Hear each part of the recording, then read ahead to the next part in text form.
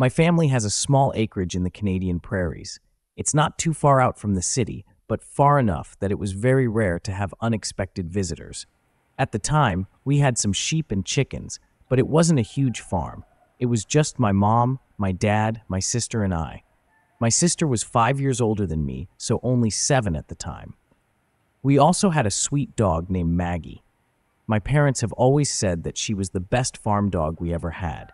She was some sort of Bouvier cross with shaggy black hair and was very sweet with animals and kids. She also never barked or got upset without a very good reason. Much unlike our last pup, who, bless her soul, would bark at the wind. My dad was out of town this particular night, probably visiting my grandpa and his town down south.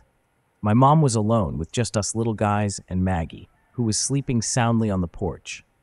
My mom woke up in the middle of the night to Maggie growling. My mom's a pretty light sleeper, so it doesn't take much to wake her up. But this was very unusual behavior for our pup. My mom thought it was probably an animal, so she took a peek outside. Sometimes coyotes or large bucks would upset Maggie, so that was the most likely explanation. However, this wasn't the case that night. Our farm is right adjacent to the highway, and there is a long, unlit lane that leads into our yard. It wasn't obvious at first, but my mom saw a dark vehicle slowly creeping down the lane. The car's headlights were shut off, and we didn't have a lot of light in the yard. My mom's stomach immediately sank. Anyone with good intentions wouldn't shut off their headlights. She also had 2 little kids in the house that she had to protect. She watched them slowly creep into the yard. I don't know how many there were, but at least a couple of guys got out of the vehicle and headed toward the shop, where my dad keeps his tools, tractor, etc. At the time, there was a big power panel on the side that controlled all the electricity to the yard lights in the house. They opened it up and started to go through it, evidently trying to figure out how to shut off the power. God knows what their intentions were. Luckily, my family has a hunting rifle, and my mom grew up on a farm, so she knows her way around a gun, rifle in hand. She quietly propped open the door just enough to stick the barrel out. She fired a few warning shots in the guy's direction. They freaked out and hopped back in their vehicle, reversing all the way down the lane so that she couldn't see their license plate. I honestly have no idea what these guys' plans were. Maybe just to rob us, but the idea of pulling into the yard with no headlights and shutting off the power is unsettling. Either way, I'm extremely grateful for our sweet Maggie and badass mom for keeping us safe. It's been 20 years since this happened, but I sure hope we never meet those guys again.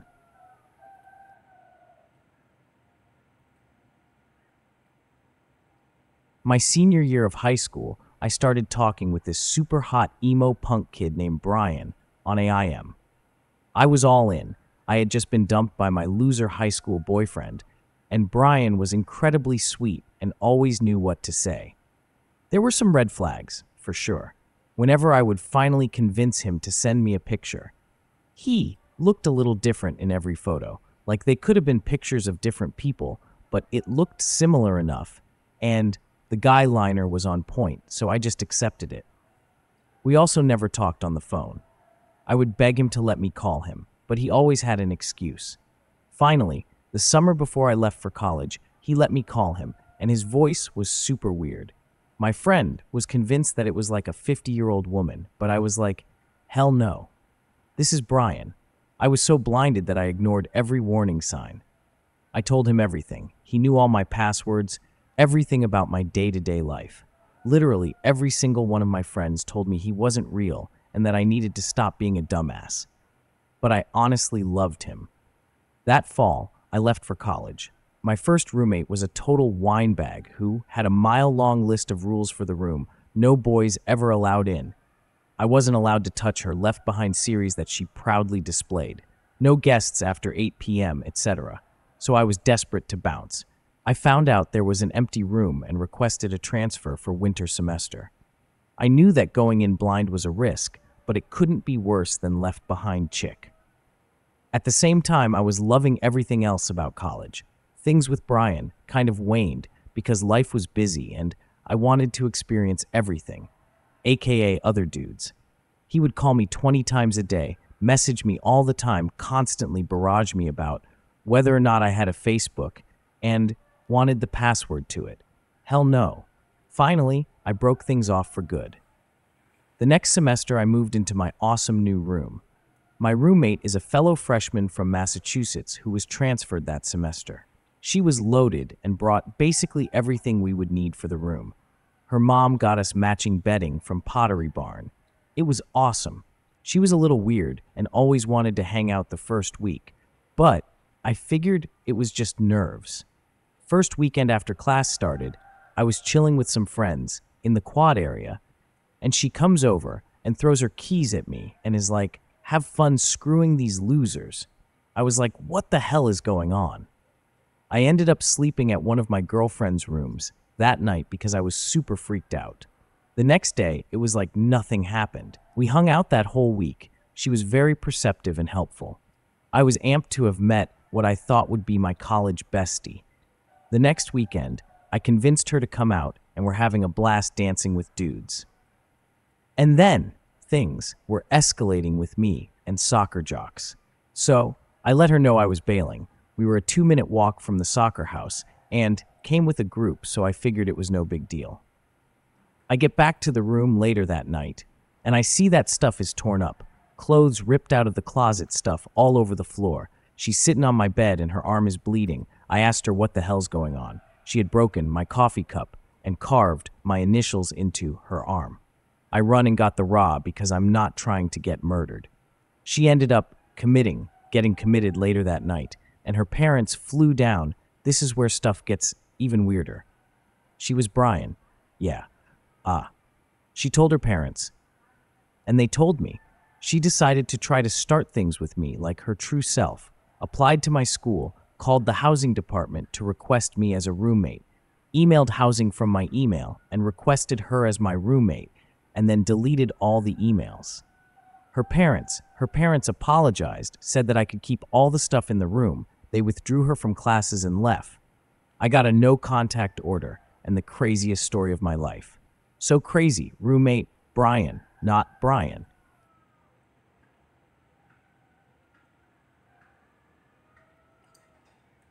I was on my way to work, sort of hungover and super tired. I decided to stop at the gas station that's on my way there to grab an energy drink so I could get through my shift at work. I leisurely walk in and over to the fridge with all the energy drinks. I'm standing there, staring at all of them, trying to think enough to make a decision, and I can't help but feel eyes on me. I quickly grab one, thinking it was the attendant in the store being weird. That's not an unusual thing with gas station attendants in my area, so I shrugged it off. I go to walk over to the counter, and I see an older man, maybe in his 50s or 60s, standing there. I wasn't sure if he was checking out, digging for cash or what, so I respectfully stood a few feet behind him. I'm standing there, shifting around, getting impatient because I'm running late. The old man looks at me and says, "Oh, you can go ahead." I politely thank him and step forward to pay for the energy drinks I grabbed. For a bit of reference, I'm a young female with brightly colored hair.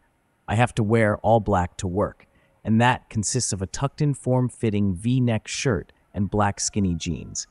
I also have a tattoo that goes from the top of my chest trailing down into my shirt. It shows when I wear just about any shirt at all. Now, back to the story. So I hand the dude my drinks and reach into my pocket for cash, and that's when this dude gets creepy. He looks up at me and asks, "How old are you, miss?" I'm guessing 20-something. So now I'm officially uncomfortable. He's old, and this felt unnecessary. Instead of being a smart person, I responded with, "No, I'm 19.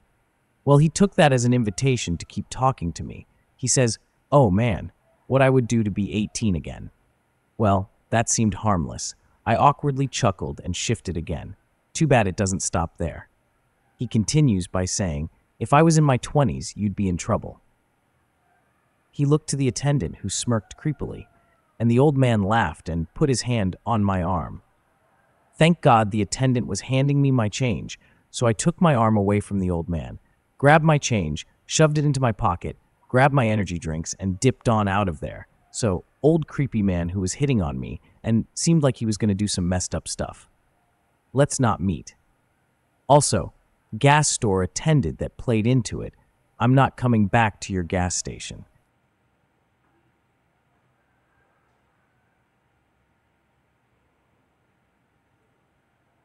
"10 years ago, I worked at a laundromat alone, and at night in a terrible part of town. To sum the place up, it was down the street from the projects, and lots of prostitutes would come in asking to use my phone. Crackheads tried to sell me things like an opened container of powdered iced tea. And there had been a serial killer whose house you could see from our parking lot. It was around 8 at night and dark on a Saturday. Saturdays were the worst, and as usual, I was working alone. The only customers in there were a Spanish couple and their young son, probably around 5 years old. A Rastafarian man walks in tall and burly with long gray-black dreads, looking very pissed. My first reaction was to turn and say hello as he walked in the door, but I was taken aback by the angry glare on his face. He was walking quickly, and it looked like he was about to fight someone. He began pacing around the laundromat, sweating and just clearly on some type of really shitty drug. He did that for a good 10 minutes and then started saying things to the Spanish couple very loudly and out of breath. He knelt down and started talking to their son. And when he touched the kid's shoulder, I could see the parents pulling him back, obviously uncomfortable. As politely as I could, I said, "Hey, sir, I'm really sorry, but my boss really doesn't want anyone in here if they aren't doing laundry." He stood up and glared at me and said, "What am I doing wrong?" "I'm doing nothing wrong." "What am I doing wrong?" I repeated what I said quietly, and he started walking closer to me. As he was walking toward me, he told me that I was the reason why his people were brought to this country, that I manipulated them, and I'm the reason for all his pain. He was getting more and more worked up and louder. He was so angry with me that spittle was flying while he screamed. "One day, someone's going to throw you in the dumpster. One day, you'll be in, pieces all over the ground." Then, he stormed out and slammed the door. I called my boss and let him know what happened and tried to calm myself down. I grabbed a pen to keep on me, figuring I could try to jam it into his neck if he came and attacked me. The Spanish couple packed their clothes into their car, and the lady popped back in to tell me that the angry guy was pacing around the parking lot. I looked out, and sure enough, he was. So I locked myself in the office and called my boss and the police. My boss came and escorted me out. The cops never even showed up. Fast forward to a few days later, I get a call from a detective who wants to question me about the other night in the laundromat. 2 hours after I left that night, a woman got stabbed in our parking lot, and the description of the guy matched the big Rastafarian man. I never found out if she lived, or if they even caught the guy.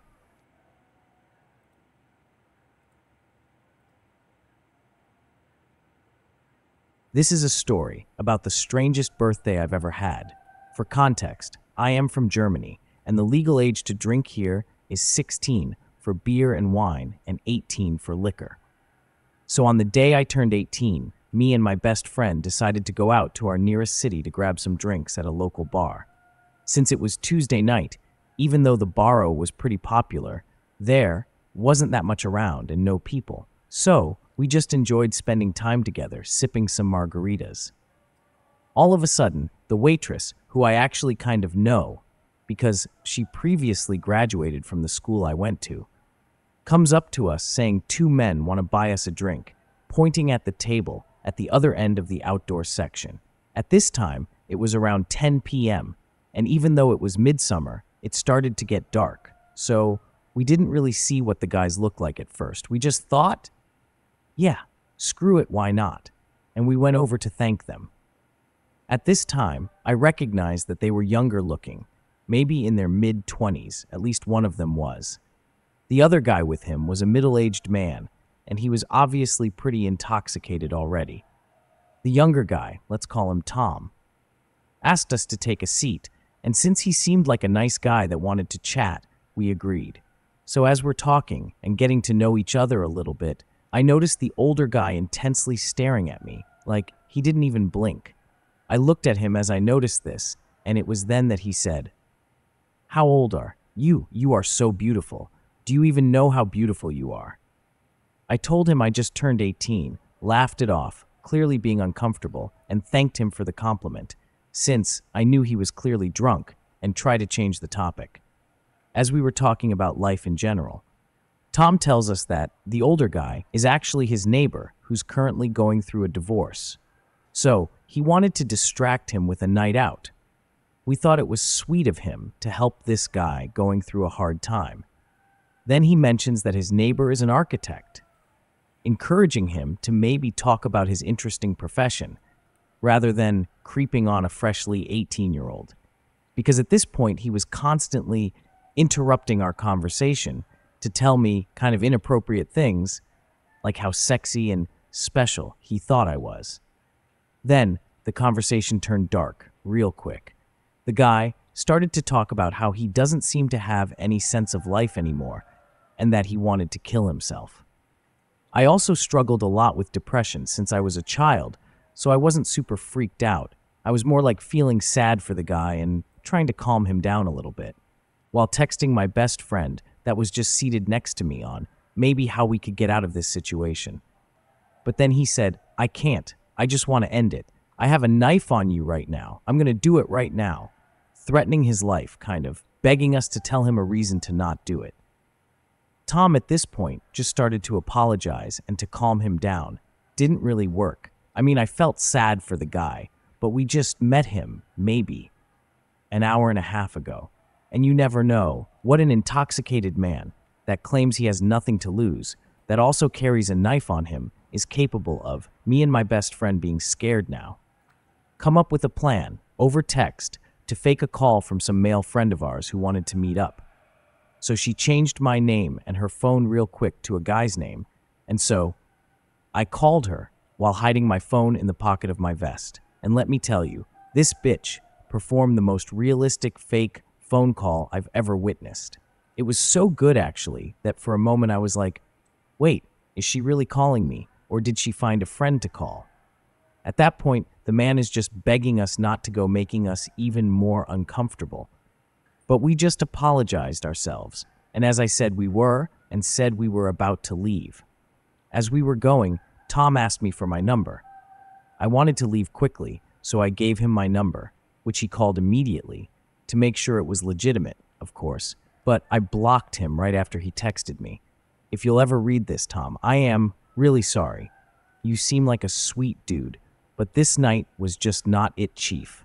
Me and my best friend still kind of joke about this day and how quickly it went from 0 to 100 and how we were definitely not prepared for this. Nothing happened to us that night, but it was very frightening nonetheless. Stay safe, ladies and gentlemen, because even though nothing happened to us in particular, you never know what people are capable of.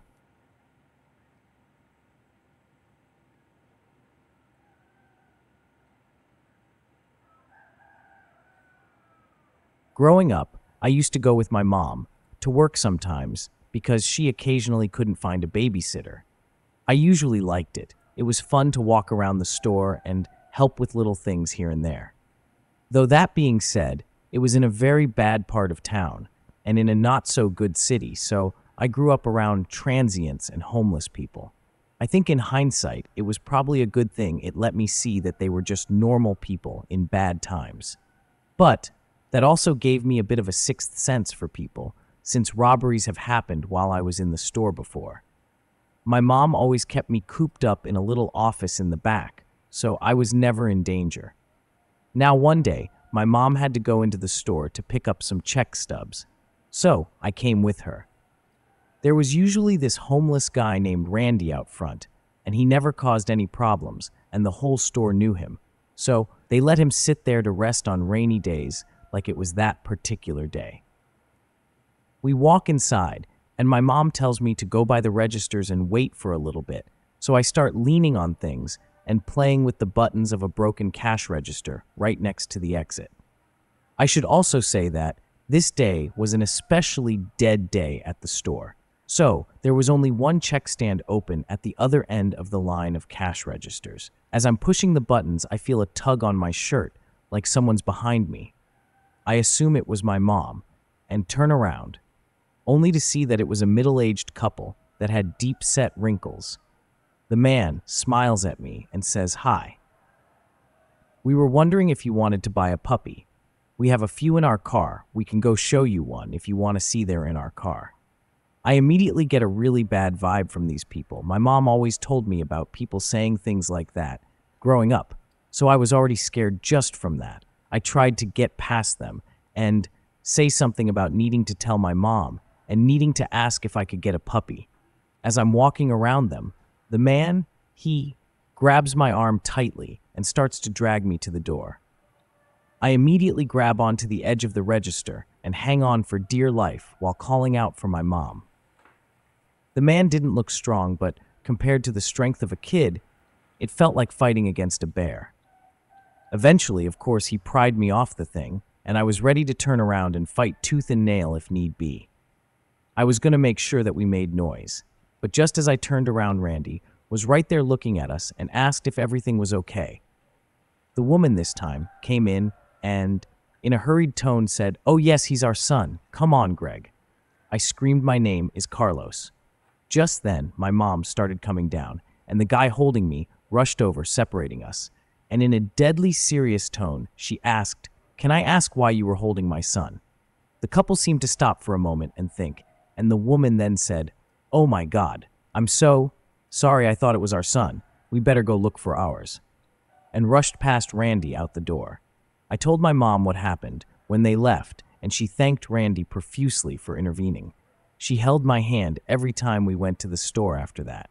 So, to the creepy couple that tried to kidnap me,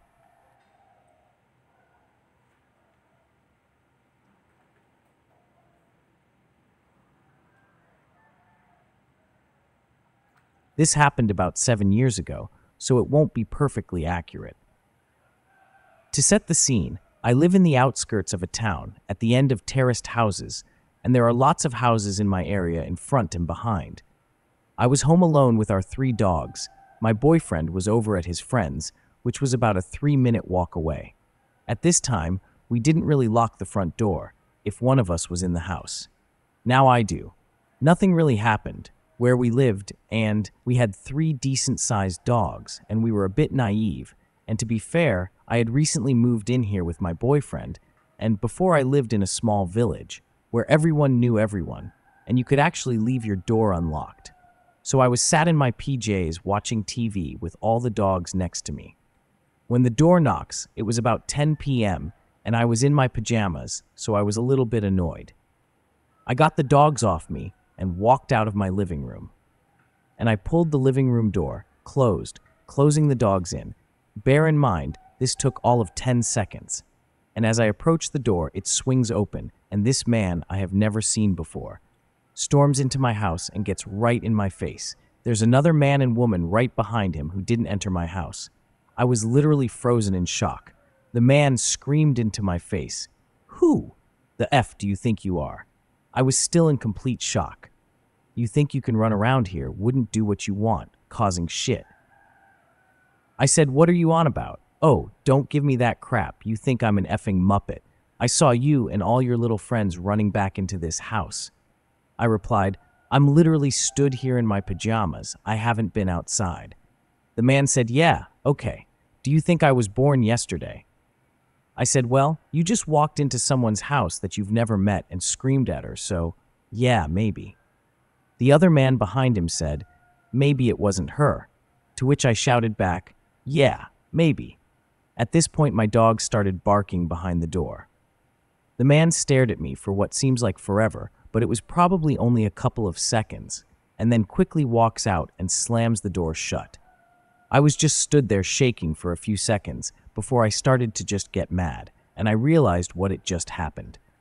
I locked the door and rang my boyfriend straight away, who got home in about 1 minute flat. But the group was nowhere to be seen. We didn't call the police. I didn't want to. Don't ask me why, and I couldn't really give my boyfriend a good description when he was asking. In the 7 years since, I have not bumped into these people again, thank God, and I always lock the door now. Thankfully, as we have had 2 other occasions where people have come late at night, but those are other stories. However, if it did happen again, I would like to think that I would handle it better now. But, rude, creepy man who stormed into my house late at night.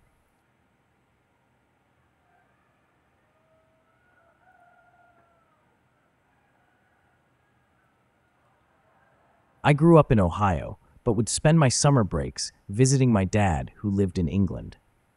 This gave me the rare and fortunate opportunity to see a lot of Europe during my teenage years. In the summer of 2008, I took a trip with my father and stepmother, with one of the stops being Graz, Austria. After a day of sightseeing, we checked into our hotel, which was just outside of the city.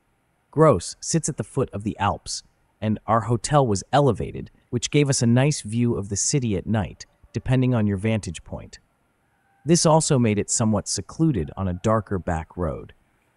The hotel was also unique, and that parts of it were broken up into separate cabin-like B&Bs. My father and step-mother stayed down the street in one of these cabins, while I had my own room in the main building, which was more like your standard pub. While a lot of these details may seem like minutiae, its layout and location will become very important. It's also important to note that my room sat over the hotel's restaurant, so the roof extended out from under my window. If I wanted to, I would have been able to step out and walk across it. We were only staying there one night before moving on with our trip. It was warm, being on the second floor, so I had one of my 2 windows cracked to let in the breeze. The only English-speaking channels were CNN and MTV. So I just laid there with the lights off, the only glow coming from the TV. As I began to doze, I heard something. It sounded like gravel shifting coming from outside. Already being a paranoid person, I turned the TV off, making my room completely black. I slowly moved towards the window. Telling myself I heard a small animal or something, I crouched behind the translucent curtains and peered out. Out on the roof, maybe 20 to 30 feet away, I saw a man. He was standing upright, facing out towards the city and back patio of the hotel. My nerves settled. I figured it was somebody who had the same idea that I did. He had probably climbed out of one of the rooms next to mine to get a view of the city. No big deal. I slowly started to step away from the window when I heard the sound again. It again sounded like gravel shifting, but I could tell it wasn't coming from the man standing at a distance. It was coming right by my window. I was lucky to have the curtains I did, as they allowed me to see out, but with my lights off, I was shielded from sight. I came back to the window and looked down into my right. Crouching down was a man. He had a hood up and what looked like some kind of blank white mask on. I understand now that this might be my mind exaggerating, but the memory, that white, plain face, is burned to my brain. Think something like the movie Hush, or The Court of Owls if you're a Batman fan. Either way, it was clear that he was trying to peer into my room, but couldn't see me because I was blocked out by the curtains. I stood there, staring at him for a few seconds, before slowly leaning in and banging my hand on the window. He took off, as did the man at the ledge. It's clear now that the other guy was a lookout. After shutting and locking the window, I went down to the lobby and found the manager of the hotel. He barely spoke English, so explaining what had happened was hard, but once he finally understood what I was saying, he dismissed it, repeating "impossible" multiple times. I thought about going down the street to my parents' cabin, but the idea of running down a dark road after what had just happened did not sound appealing. The rest of the night, I slept with a Heineken bottle from the mini fridge clutched in my hand. The next morning, I looked over the building and roof, trying to understand their escape plan. I still have no idea, as the only way off was to leap from the roof to the ground. But doing so would have been disruptive and maybe would have even injured them. They went in opposite directions too, which is confusing. I'm under the impression that they were staying in another room and had simply darted back into a window. But that still doesn't explain where the other guy went. As we were leaving the hotel, a family friend who lived in Graz came to meet us for breakfast. After explaining what had happened, he nonchalantly affirmed that they had intended to rob me. Well, I tell myself that They were probably hoping to simply steal from a tourist while he slept. Another voice wonders how bad it actually could have gotten. So, Mr. Austrian burglar without a face.